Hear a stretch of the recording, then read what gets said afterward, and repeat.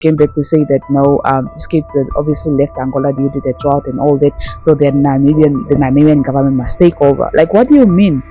These people, these are your people, but you are saying the people, obviously, oh, the government of Namibia must take. So the government of Namibia actually.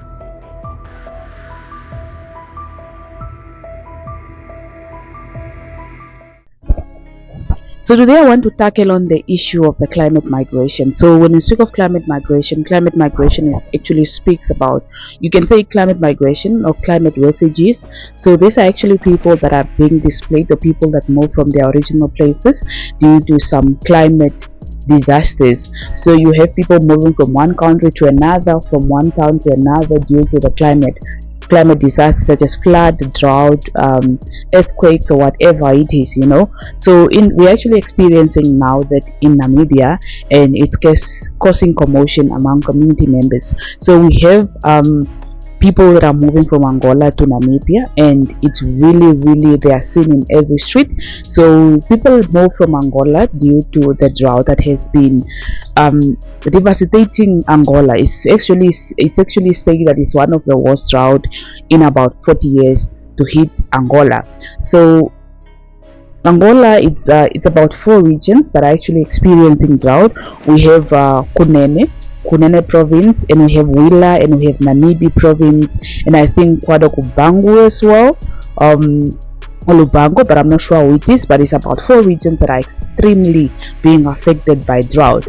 So these people now, they moved from Angola because these people were nomads. These people, and some of these people are nomads. Majority of these people, or people in the southern Angola, actually depends on crop farming and livestock farming for actually survival. But now, due to the drought, there is no water. They can't grow their crops. Their livestock have died. So, and there's nothing that they can as well do. So, and then at least some of the regions, some of the parts of the regions are actually receiving aid, relief aids, but are not even enough as well. But you have people that are in deep areas, in deep villages, such as in my village, which haven't received anything ever since the drought. Ever since the drought started in about 7 years, or I don't know how many years from now. But it's really, so these people now moved from Angola, and they are seen in Kunene here in Namibia, in northern Namibia. They are seen in Windhoek as well, Swakop, in almost every city. And the sad thing is that it's actually small kids that are young as 5 years old that are seen selling stuff on the streets, that are seen selling such as craft stuff, things that are made out of wood, or things that are made out of craft and all that, and they are selling apparently some sticks, as or something like that, but it's some sticks that are used by men or something like that. And if you now hear the story of these people that are living in Kunene, in the northern Namibia, that travel from Angola to Namibia in search of a better lifestyle, and these people are actually literally living one of the worst worst conditions as well. And these people are there collecting firewood for them to sell and all that, but then they are no more even looking for money. They want to exchange this firewood, or they want to exchange whatever it is that they are selling for food. So you can see how worse the situation is, right? And like water as well in the northern Namibia is as well the same. So in Angola there's scarcity of water, like there's lack of water. Most of these provinces or regions in the southern Angola, we still get our water from natural sources such as wells, boreholes and all that, which obviously not safe for consumption. But then these water sources have as well dried up, and people are digging for water. You want even a cup of water, you want the 25 liter of water, you have to dig a hole and try to use a cup and then put in the thing. So the situation is really dear, and the situation is really worse. And it's like said, Like, you want to help these people, but there's no way, like, you don't have the money to actually assist these people. But one thing I love about here in Namibia is that these people, the Namibians, are really, really trying their best to actually assist the Angolan people. And these kids are actually, these kids that are actually in the street now. You help to take these kids to school, but then the kids are still don't have any national documents. They still don't have any national documents, and you just want these kids to grow up. Okay, they get an opportunity to go to school. One thing I love about the schools in Namibia as well is that they allow kids to go to school even though they don't have national documents, especially in the north of Namibia. They give you your right to go to school, right to education, but even though you don't have national document, it's going to catch up with you later on some higher grades, and all of them are going to be asked to take part in some activities, but you don't have the necessary, even a birth certificate, to actually for you to be able to take part in that or writing the final exam and all that.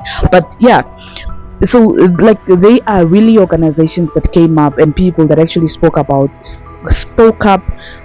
the Angolan kids, especially the children that are seen selling in the street, such as lawyer Kadira Momo, who is like forever on this, who was I think the first person to actually speak up about this.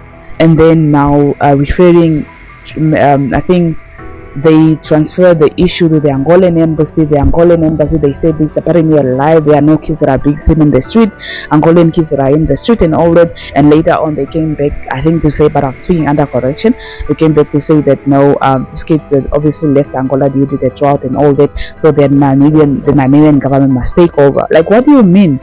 These are your people, but you are saying the people, obviously, the government of Namibia must take. So the government of Namibia actually wrote a letter to you, to the Angolan embassy, that informing you about this issue, which you're just supposed to obviously now also refer to your high bosses or to the government in Angola, or to see something that you can actually do, or how you can actually collaborate with the Namibian government to actually help your people, to help these people that are on the street. But yeah, so this is like the really, really, really, this is a sad situation. And these people, like, there's just yeah, there is so much that we can do. We can do a GoFundMe account, but then for how long will you be giving these people food? But these people, I think they need to be capacitated. Obviously, we need to find a permanent solution to actually this issue, as a whole. So Angolan government, the Namibian government together, and obviously those, and I'm aware that actually in Angola there are some organizations that are actually busy helping these people in some of the provinces or some of the regions. But now, what about the people that are actually here in Namibia? So it's really just sad to see how this climate thing can really, really affect and bring about like a very different or difficult, a very dear situation. So because these people, they know this is all caused by the drought, and the drought is actually caused by the whole changing of the climate change. Climate change is like the climate is changing and all that, and it's now causing drought, and you don't know for how long will this drought go on. And it's not only Angola that is actually facing drought. The northern Namibia is also facing drought, and like I think even this year we are going to record one of the lowest crop production. So because some fields actually don't, like, some people actually like gave up on their own fields, like no, and they're even angry with the climate experts or the environmental experts who told them that there is going to be better rain this year and people must actually cultivate, which was actually the opposite and all that. But yeah, so this is just we're just seeing how climate can really affect communities, and it's just very important for us to keep ourselves really kind of equipped or educated when it comes to climate and all that, and see how these things actually interconnect, and yeah, so that's actually just my take for today. And I will do another video on this, but I'll try to do a documentary just to find out really the situation that is on the ground. So yeah, thank you so much much for watching, and please don't forget to like and subscribe to the video. And yeah, and see you in the next episode.